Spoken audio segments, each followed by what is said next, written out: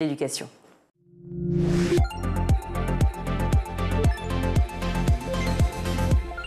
Bonjour et bienvenue dans la quotidienne de School TV, l'émission qui vous raconte l'éducation au quotidien. Au sommaire, aujourd'hui, un anniversaire, celui d'un des programmes d'enseignement scientifique les plus connus de France, la main à la pâte. On soufflera les bougies avec Didier Roux, il est l'invité du Grand Oral.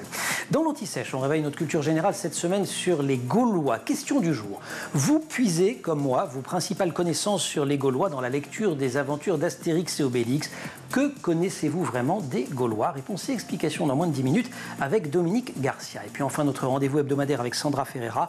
Sur le plateau repas de notre diététicienne et nutritionniste, des conseils, mais pas forcément des bons. Ce sont ceux qui sont diffusés sur les réseaux sociaux. On verra qu'il faut évidemment se méfier. La quotidienne de School TV, c'est maintenant. C'est parti, Grand Oral. Didier Roux, bonjour. Bonjour. Ravi de vous accueillir. Vous êtes physico-chimiste, vous avez dirigé la recherche chez Saint-Gobain, vous êtes membre de l'Académie des sciences et de l'Académie des technologies, mais c'est en tant que président de la Fondation de la main à la pâte qu'on vous accueille aujourd'hui. La main à la pâte qui fête ses 30 ans avec de nombreux événements organisés partout en France. Alors il y a notamment une célébration nationale avant-hier sous la coupole de l'Institut de France. La main à la pâte qui n'a pas toujours été une fondation, à l'origine il s'agit d'un programme porté par l'Académie des sciences et par le prix Nobel de physique Georges Charpak. Racontez-nous la genèse. C'est une initiative qu'il va chercher aux États-Unis, dans les banlieues pauvres de Chicago. Oui, mais ce qui est intéressant, c'est la raison qui a motivé Georges Charpak pour lancer cette opération, qui était effectivement une initiative. Ça n'avait pas de structure au début. La raison, c'est que vous savez que Georges Charpak était un immigré qui arrivait à l'époque, donc avant la guerre, de ce qui s'appelait la Pologne, qui est devenue l'Ukraine aujourd'hui. C'est cette partie-là de la Pologne. Voilà, il était d'une famille juive, soumise aux pogroms et aux problématiques antisémites de l'époque, et sa famille a émigré en France, donc dans les années 36-37, et donc il est arrivé en France, il devait avoir 6 ou 7 ans, et là, il a découvert l'enseignement scolaire français, et en particulier ce qu'on appelait la leçon de choses, c'est-à-dire une illustration par la pratique du monde qui nous entoure et un début d'explication. Il en avait un souvenir émerveillé et il trouvait que c'était un monde qui s'ouvrait devant lui et qui ensuite l'a conduit à sa carrière de scientifique qui lui a valu le prix Nobel des années après. Au niveau de la leçon de choses, l'instituteur, parce que c'était souvent des hommes, enfin ou l'institutrice, partait d'une question assez concrète généralement et il faisait le raisonnement. C'est-à-dire que la particularité, c'est que ça s'appuyait quand même sur des expériences, c'était pas seulement un cours magistral. Tout à fait, mais ça c'est la version idéale. Sympathique. Voilà. Non mais idéale parce qu'elle est proche de ce que nous faisons à la main à la pâte. Ouais. En fait, c'était surtout la démonstration. Alors le point commun, c'est l'expérience. Par l'expérience d'un phénomène que l'on montrait aux élèves, qui faisait qu'ils posaient des questions et qu'on essayait d'expliquer. Donc c'était un peu la découverte. Pourquoi l'eau bout? Pourquoi le ciel est bleu et l'herbe verte? Des choses comme ça. L'enfant, il découvre un monde et il se pose des questions. Et ce qui est fantastique, c'est que pendant toute une période, je dirais jusqu'à l'adolescence, il a une énorme ouverture d'esprit, une énorme curiosité, tout l'intéresse, et donc toute chose reliée à son environnement devient un sujet de passion. Alors, la main à la pâte, donc Georges, quand il a eu son prix Nobel, s'était aperçu qu'en France, on n'étudiait quasiment plus les sciences à l'école primaire, et que cette leçon de choses avait petit à petit disparu pour de bonnes ou de mauvaises raisons. On ne les étudiait plus, pas parce qu'elles n'étaient pas au programme, simplement les instituteurs et les institutrices ne le faisaient pas beaucoup. C'était 3% du programme qui était fait, je crois. Je vous ai bien suivi. Je vois que vous connaissez tout. Non, je révise. Effectivement, c'était un peu au programme. Ça avait d'ailleurs été rétabli au programme de l'école primaire assez récemment. Mais ça n'était pas enseigné parce que les enseignants étaient démunis puisqu'on ne leur apprenait pas ça dans leur formation vis-à-vis de ce programme de sciences à l'école primaire. Et donc, en s'appuyant sur sa notoriété du prix Nobel et avec l'aide de Pierre Léna et d'Yves Quéré, tous les 3 membres de l'Académie des sciences, et aussi appuyés par l'ensemble de l'Académie des sciences, ils ont décidé de lancer une initiative qui permettait de rétablir l'enseignement des sciences à l'école primaire. Et c'est là qu'est né ce qu'à l'époque, le ministre de l'époque, qui était François Bayrou, le ministre de l'Éducation nationale, qui était François Bayrou, et qui appelait ça l'initiative Charpak, qui est devenue, dès 1996, la main à la pâte, traduit de l'anglais hands-on. Et effectivement, pour reprendre la question, Georges Charpak avait un très bon ami, lui aussi prix Nobel, Lederman, qui avait lancé des initiatives de l'enseignement des sciences à l'école dans les endroits défavorisés des États-Unis, dans les banlieues de Chicago et autres. Et Georges Charpak s'est appuyé sur cette initiative de son ami Lederman pour lancer en France l'initiative La main à la pâte. Pierre Léna, Yves Quéré, Charpak, vous-même qui êtes un grand scientifique, ce sur quoi vos professeurs n'auraient pas forcément misé si on leur avait un jour posé la question, en tout cas jusqu'à ce que vous arriviez en terminale. Je veux bien un tout petit mot sur vous et sur les raisons de votre engagement, parce que vous parlez des raisons de l'engagement de Charpak, mais il y a les vôtres aussi. Alors, là, vous... Votre bulletin scolaire jusqu'en première. Voilà, alors vous me posez une question. Alors, ma femme est professeure des écoles. Oui. Une des raisons importantes de mon engagement. Voilà. Mais vous dites même que vous auriez rêvé que votre femme soit votre maîtresse, parce qu'elle est une très bonne prof, c'est ça? Je vois que vous suivez extrêmement bien mes propos. Alors, effectivement, j'ai été un cancre. J'ai été un vrai cancre. Un cancre jusqu'à la terminale. Un cancre, non pas parce que il n'y avait pas de possibilité que je travaille, mais ça ne m'intéressait pas. L'école ne m'intéressait pas, je ne comprenais pas ce que je faisais à l'école. Et en terminale, j'ai un peu commencé à travailler. C'est quoi ce déclic quand même de la terminale? C'est une réaction d'ego, je dirais. Je me suis retrouvé pour des raisons accidentelles dans une très bonne classe de mon lycée, parce qu'on parle de classe de niveau, mais à mon époque, il y avait des classes de niveau. Donc il y avait la terminale C1, qui était la terminale des anciens latin grec, bon élève, 100% de réussite au bac et tout. Et alors il y a quoi? Il manquait un élève, on vous a mis là, quoi? Oui, enfin c'est un accident. On va dire que c'est un accident. Je me retrouve dans cette classe, et évidemment, les débuts de l'année sont catastrophiques. Et là, j'ai eu un sursaut d'orgueil. Je me suis dit qu'il fallait quand même pas que je me laisse complètement ébloui par tous ces bons élèves. Et donc, j'ai commencé à travailler. Mais ça, c'est l'émulation qui joue finalement. Oui, mais c'est pas le point important. Le point important, c'est que mon épouse était donc professeure des écoles.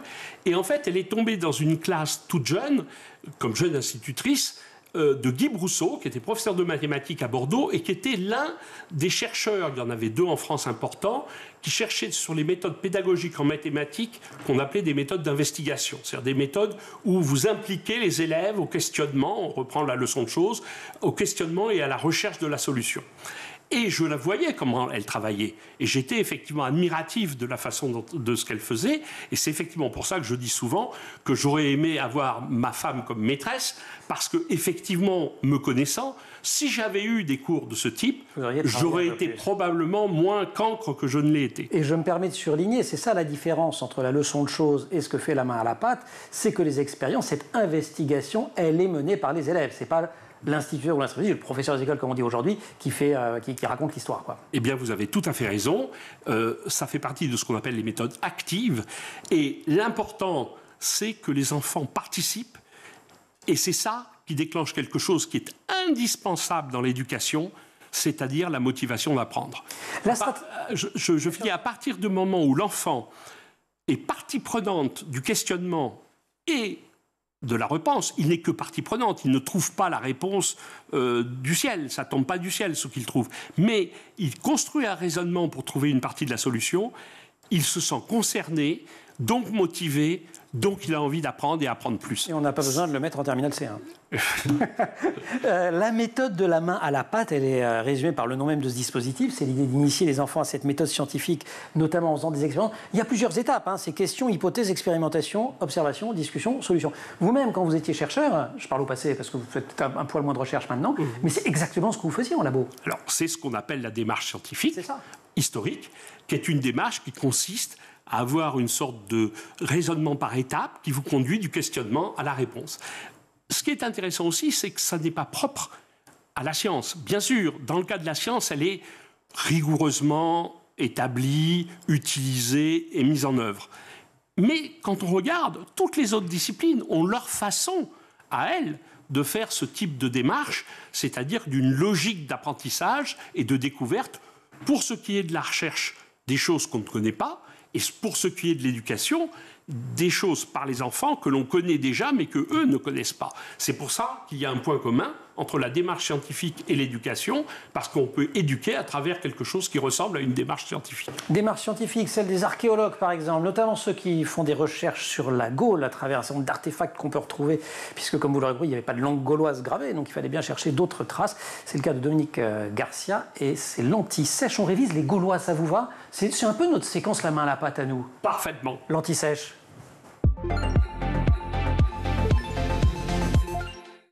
Question du jour dans l'Anti-Sèche. Je la rappelle, vous puisez vos seules connaissances sur le gaulois dans la lecture des aventures d'Astérix et Obélix.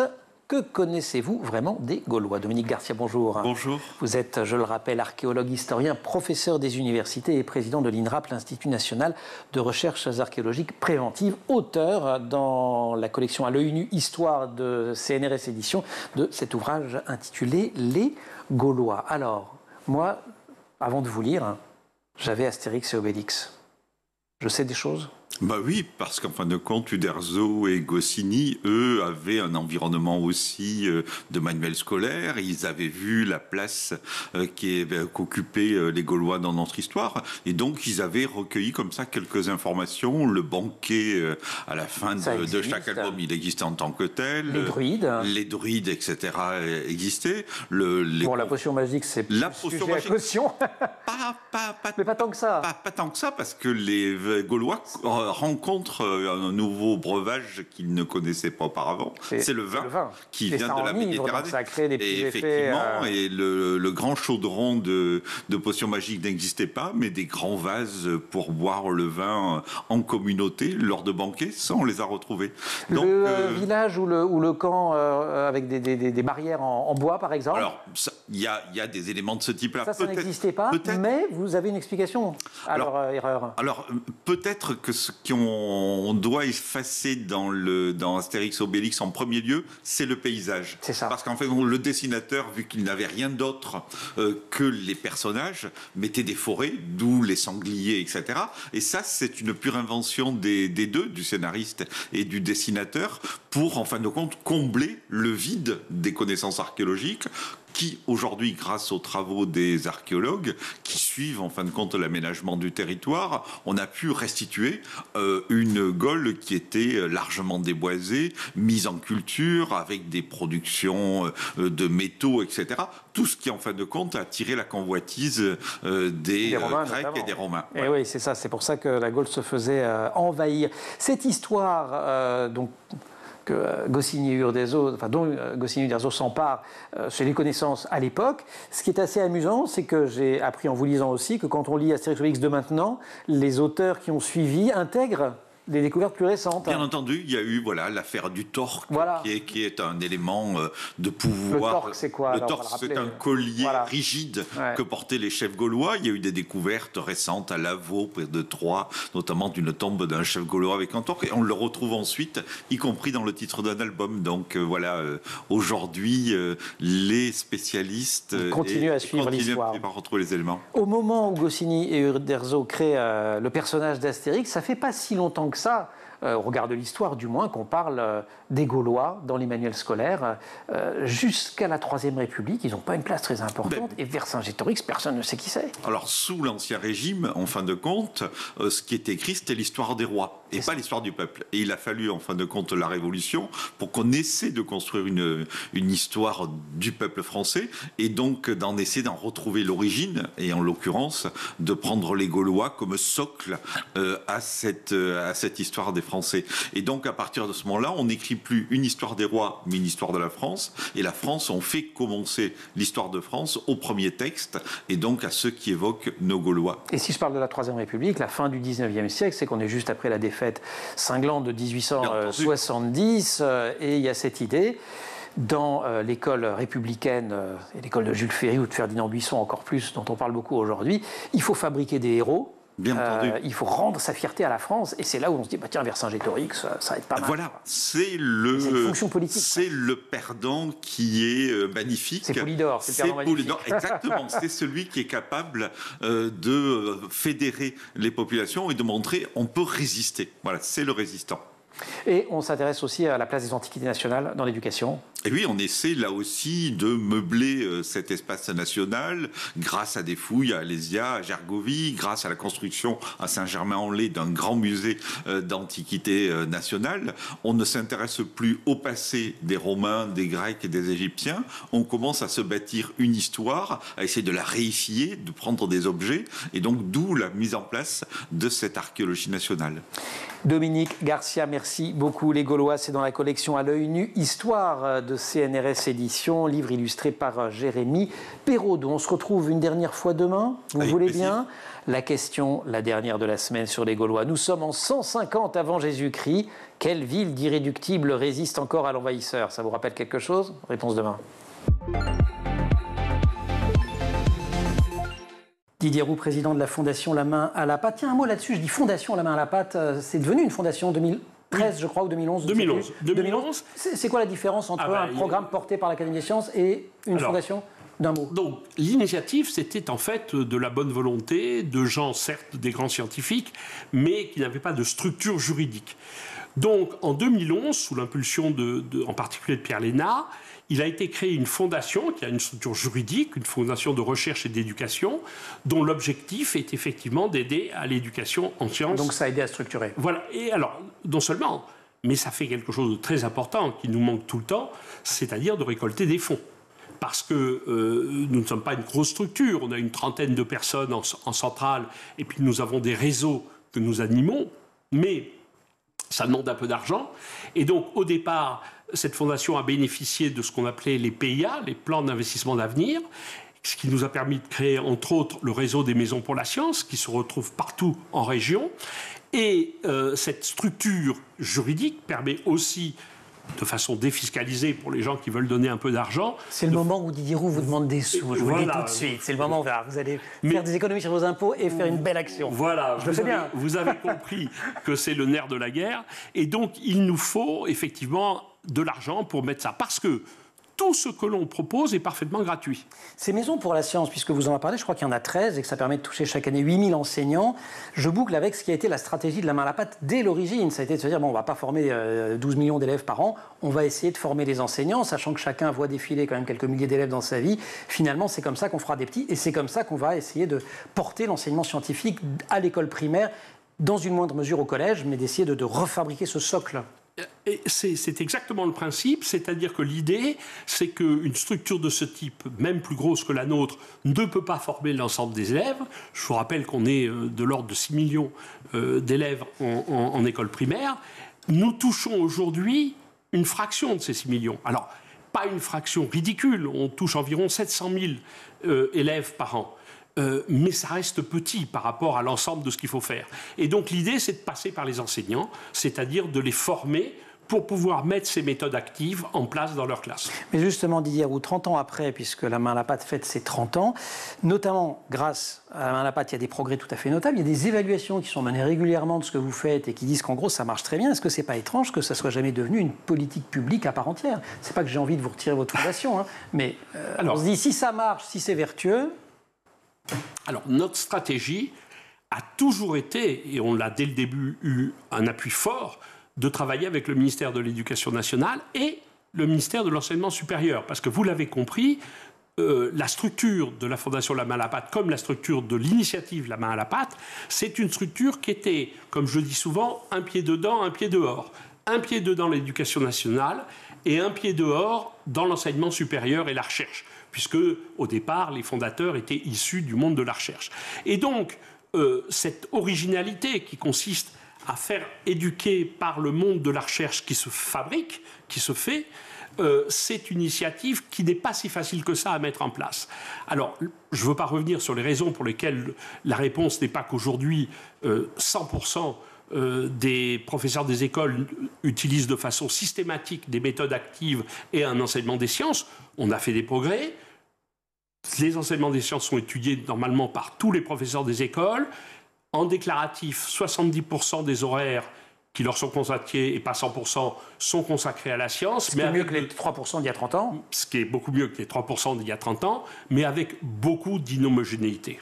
C'est-à-dire qu'on en a qui font largement le programme de sciences, un petit nombre en particulier ceux que nous avons formés, et beaucoup qui sont un peu démunis vis-à-vis de l'enseignement des sciences. Alors, si vous avez envie d'en savoir plus sur le fonctionnement de la main à la pâte, vous pouvez aussi aller sur le site de la Fondation, puis vous verrez, il y a plein de dispositifs, plein de projets sur les pas d'Ératosthène, vivre avec le soleil, le climat, ma planète et moi. Il y a énormément de projets, tout ça est extraordinairement vivant. Et on voit aussi qu'au-delà d'acquérir des savoirs scientifiques, la méthode scientifique aussi, les enfants travaillent sur plein d'autres compétences. Et des compétences aussi bien des compétences liées à des savoirs, hein, l'écriture, la prise de parole, que des compétences sociales, du savoir-être, etc. Alors, on revient là à un débat qui existe beaucoup dans l'école. Quand très souvent les ministres font référence aux fondamentaux en parlant de lire, écrire, compter. En fait, c'est un discours de Jules Ferry qui a maintenant 150 ans, où Jules Ferry partait de là. Mais il disait la suite, déjà, qui est vrai aujourd'hui. C'est que lire, écrire, compter, ce n'est pas une finalité. C'est une étape, un moyen indispensable. Si vous ne savez pas lire et compter, l'accès à la connaissance devient difficile. Mais par contre, l'objectif de l'éducation, c'est tout le reste, oui, dans lequel les sciences ont toute leur part. Et il disait d'ailleurs que l'accessoire est essentiel. Si je me souviens bien, il y a une citation qui ressemble à ça. Exactement, je vois que vous lisez Jules Ferry dans le texte. Mais dans le texte, et Ferdinand Buisson et tout ça, parce que c'était un beau projet qui a beaucoup été tordu par un certain nombre de personnes pour faire passer ça pour des programmes réac, alors qu'en fait, c'était extrêmement ancré. Exactement. Et ça vaut toujours pour l'époque contemporaine. Vous avez découvert le monde de l'éducation nationale, que vous aviez quitté. Oui. Vous en entendiez parler le soir à la maison par votre épouse, mais quand même. Et vous dites quand même, ce qui est dommage, c'est que c'est un monde de chapelle. Qu'est-ce qui bloque ? Alors, beaucoup de choses bloquent. Je dirais que pour moi, le blocage principal vient de l'hypercentralisation de notre système éducatif. Tout remonte au ministre. C'est-à-dire que vous avez un système qui est extrêmement hiérarchisé et où, alors je vais le dire de façon un peu sévère, mais le système, et pas le personnel, pas les professeurs, mais le système a poussé les professeurs à s'individualiser et à s'isoler. Et ça, c'est une catastrophe pour un système, quel qu'il soit, de travailler tout seul, dans son coin, avec des ordres qui viennent du haut vers le bas, peu de choses qui remontent du bas vers le haut, et surtout, un manque complet de travail en équipe, ou pas suffisant. Il y a des merveilleux exemples de travail en équipe dans des écoles, dans des collèges, dans des lycées, mais pas suffisamment. C'est incroyable qu'on puisse mettre comme professionnel quelqu'un qui vient de passer un diplôme et qui, dans certains cas, va passer 40 ans de sa vie professionnelle quasiment tout seul. Et ça, c'est pas normal. Oui, la liberté pédagogique est aussi une solitude pédagogique considérable. Alors, je dirais même, la liberté pédagogique est en fait plutôt une solitude pédagogique et quelque part une façon de se protéger d'un système qui parfois est vu comme étant trop lourd, trop directionnel, trop pesant et donc pas adapté au développement personnel des enseignants. Qu'est-ce qu'on fait ? Vous avez été directeur de la recherche Saint-Gobain, vous êtes beaucoup passionné pour les questions d'innovation notamment. Il n'y a pas des liens à faire quand une grande entreprise comme Saint-Gobain, mais c'est vrai pour plein d'autres grandes entreprises, est confrontée à des mutations technologiques, à l'arrivée de l'intelligence artificielle, hier le numérique. Il faut qu'elle change, il faut qu'elle bouge et qu'elle bouge vite, sinon elle meurt. Et les gens, ils ne sont pas forcément plus, je sais pas, plus progressifs, oui, plus ouverts, plus ce qu'on veut qu'un enseignant devant sa classe. Mais comment on arrive à les embarquer ? Alors justement, la grande différence qu'il y a entre un système, et ce n'est pas une question de système privé ou public, mais dans un système qui est organisé de façon à permettre à ce système une adaptation aux évolutions du monde qui l'entoure, c'est cette capacité d'organisation collective. C'est-à-dire que rien ne se fait tout seul dans son coin. Tout se fait parce que vous travaillez avec des collègues dans une organisation qui est définie, qui se fixe des objectifs qui sont admis par tous, des objectifs collectifs, et tout le monde travaille ou essaye de travailler. Donc c'est retrouver ce sens. Voilà. Et aujourd'hui, quand vous regardez notre système, vous vous rendez compte que l'organisation de base collective qui répond le mieux à cette capacité à la fois d'organisation, de structuration et de changement, c'est l'établissement. C'est-à-dire qu'aujourd'hui, donner plus d'autonomie aux établissements est un élément absolument nécessaire pour que le système lui-même s'adapte spontanément. Et vous connaissez maintenant suffisamment l'éducation nationale pour savoir qu'en prononçant le mot autonomie de l'établissement, voilà, vous venez déguiser quelques querelles de ces fameuses chapelles dont vous parliez. Didier Roux, le Premier ministre de l'Éducation, à soutenir ce programme, vous l'avez rappelé, s'appelait François Bayrou. Il est Premier ministre tout court. Aujourd'hui, un petit message pour lui ? Écoutez, il y a 2 jours, on a eu l'honneur de l'avoir sous la coupole pour se rappeler ces moments de création, mais aussi préparer l'avenir. Nous avons aussi eu la ministre de l'Éducation nationale et de l'Enseignement supérieur, Elisabeth Borne. Le message, c'est que à un moment donné, les réformes ne viendront pas d'en haut. Les réformes ne viendront pas d'un grand programme qui va tout changer. Les réformes viendront de la base, au niveau de l'établissement, à condition de leur laisser l'autonomie nécessaire pour qu'eux-mêmes s'adaptent, expérimentent et fassent avancer les choses. Voilà, je pense que travailler vers l'autonomie des établissements est absolument nécessaire si on veut que ce système respire et quelque part reprenne le droit fil de son évolution dans un monde qui change très très vite par rapport au monde de l'éducation. Didier Roux, merci beaucoup, président de la Fondation La Main à la Pâte. Bon anniversaire, 30 ans. Ça me vieillit, je vais vous dire, parce que moi aussi. Je partage quelques souvenirs avec La Main à la Pâte pour avoir accompagné dès sa naissance ce formidable, ce qui était une initiative à l'époque et qui aujourd'hui est devenu un formidable programme et une fondation. Vous restez avec nous, c'est jour de cantoche. Alors il n'y a pas de gâteau d'anniversaire au menu aujourd'hui, il y a plutôt des bougies auxquelles il faut faire assez attention, c'est celles qu'allument les réseaux sociaux. Sandra Ferreira, bonjour. Bonjour Emmanuel. Didier Roux, Sandra Ferreira. Bonjour. Didier Roux, Sandra qui est diététicienne et nutritionniste et qui apporte chaque semaine un plateau repas sur le plateau de la quotidienne. Aujourd'hui, on va parler de ce qui se passe sur les réseaux sociaux qui font partie du quotidien des enfants et des adolescents. Ils y passent du temps, ils y trouvent des modèles et parmi tout cela, la nourriture a son importance. Il y a des contenus nourriture. Est-ce qu'ils influencent vraiment ce que nos enfants mangent ? Alors, ils influencent ? Oui, sans hésiter, vraiment. Les plateformes, j'ai en cité quelques-unes, assez connues, TikTok, Instagram, YouTube, Snapchat, vont regorger de contenu sur l'alimentation. On va trouver quoi ? Des recettes express, des snacks ultra tendance, des défis alimentaires, des journaux de bord de perte de poids, des cheat meals. Je ne sais pas si vous connaissez. Ah si, c'est C'est des repas vraiment pas bons pour la santé, gigantesques à manger. Ah oui, cheat comme cheat, comme... Oui, d'accord, ok. Voilà. Et les adolescents s'en inspirent pour goûter de nouveaux produits ou pour imiter ce qu'ils y voient. Ce qui présente un certain nombre de dangers. Et oui, parce que tout n'est pas neutre. Il faut savoir quand même que certains influenceurs, enfin je pense que vous le savez maintenant, sont payés par des marques pour promouvoir des produits souvent pas forcément très bons pour la santé, ultra transformés, qui vont être sucrés, gras, et c'est pas forcément indiqué, même si la loi propose que ça soit indiqué. Alors qu'est-ce qui va se passer ? Un soda ou des bonbons qui vont passer comme ça 15 fois sur un fil d'actualité d'un adolescent sur son téléphone, finalement il va finir par l'acheter sans savoir pourquoi il l'a acheté. On voit aussi beaucoup sur les réseaux sociaux une glorification du trop, le trop sucré, le trop gras, le trop salé. Complètement. Les contenus les plus vus sur l'alimentation sont ceux qui sont extrêmes. Des pizzas 2 kilos, des challenges avec des nouilles ultra pimentées, des milkshakes arc-en-ciel à plus de 1000 calories. Alors c'est amusant, c'est viral, les ados aiment bien, mais c'est pas sans effet sur les comportements, car à force d'être exposés à ces contenus, certains enfants, adolescents, vont perdre leur repère nutritionnel, ils savent plus trop quoi manger, quand manger, vont manger par imitation pour faire comme l'influenceur et ils n'écoutent plus leur faim, et ils vont se mettre à juger leur propre assiette comme vraiment ennuyeuse, trop banale. Oui, alors ça c'est vraiment très désagréable pour les parents qui souvent ont préparé ce qu'il y a dans l'assiette. Il y a aussi les images, toutes ces images de corps, et je vais là encore mettre les guillemets, idéaux. Oui, alors il fallait qu'on en parle. Les réseaux ne véhiculent pas que des envies de nourriture, ils vont diffuser aussi des corps entre guillemets, effectivement, idéaux. Bien les guillemets, on va faire des guillemets en cœur. Vous êtes prêts ? Faites-nous un petit écrit, là, viens, on va faire des guillemets. Alors, des corps, entre guillemets, idéaux. C'est un peu des oreilles de lapin. Mais bon, bref, chez les adolescents, ça peut créer de la culpabilité, bien évidemment, des troubles de l'image corporelle, voire des troubles du comportement alimentaire, qu'on appelle les TCA. Alors, le paradoxe, c'est que finalement, on est en train de scroller sur son téléphone et on peut passer en 1 minute d'une vidéo qui va montrer une énorme glace dégoulinante à une autre qui met en avant un régime sec et hyper protéiné.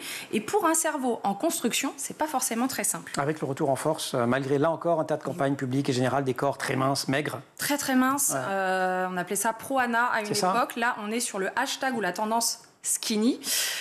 Donc là, pareil, le mot, il est souvent valorisé par des contenus esthétiques qui va s'accompagner de régimes extrêmes, des comportements compensatoires sous forme d'exercices excessifs ou voire des jeûnes prolongés. Bref, on a une image complètement tronquée et dangereuse du corps idéal avec des femmes, puisque ce sont souvent des femmes, mais il y a aussi des hommes, très très minces, et sauf que nos adolescents sont en pleine construction de leur identité, sont fragilisés par la comparaison sociale, et ces contenus peuvent provoquer de la culpabilité, des troubles du comportement alimentaire, donc il y a un risque réel pour leur santé physique et mentale. Et tout ça n'est pas évident du côté des parents. Que faire? On ne peut pas complètement interdire les réseaux sociaux. D'ailleurs, il peut s'y passer des trucs chouettes aussi. Mais oui, heureusement, on va finir quand même sur cette touche positive. Pas besoin, à mon sens en tout cas, de bannir les réseaux sociaux.